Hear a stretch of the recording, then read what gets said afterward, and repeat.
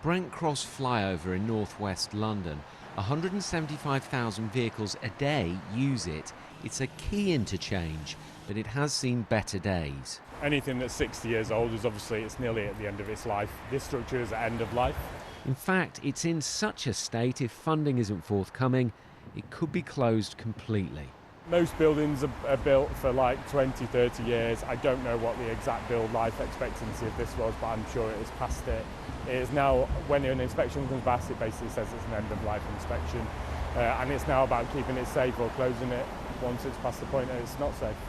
Transport for London's long-term funding for infrastructure has dried up as passengers have stayed away. Now it wants help from government to help replace old trains like these and plan repairs and renewals and build new infrastructure.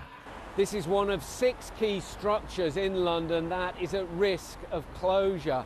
But also bus and tube services could be cut, and also walking and cycling schemes might not happen. The government says it has shown its support for London through funding so far, but when it comes to long-term investment in infrastructure, they do have doubts.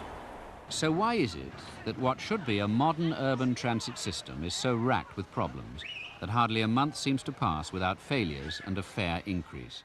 In the 70s and 80s, London's transport system suffered due to a lack of investment. That affects reliability and passengers then stay away.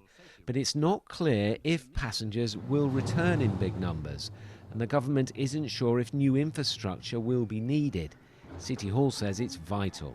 If services become less reliable, if there are fewer tube services, if the bus service is cut by up to 18%, then obviously people are going to have far less confidence in the reliability of the public transport system, and inevitably they will end up having to find alternatives, which of course include private car use. Congestion will increase, air quality will reduce, and of course we won't do anything to help the fight against climate change.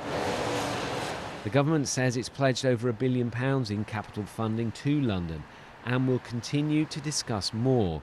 Without help, though, the fear is there could be a spiral of decline in transport in the capital.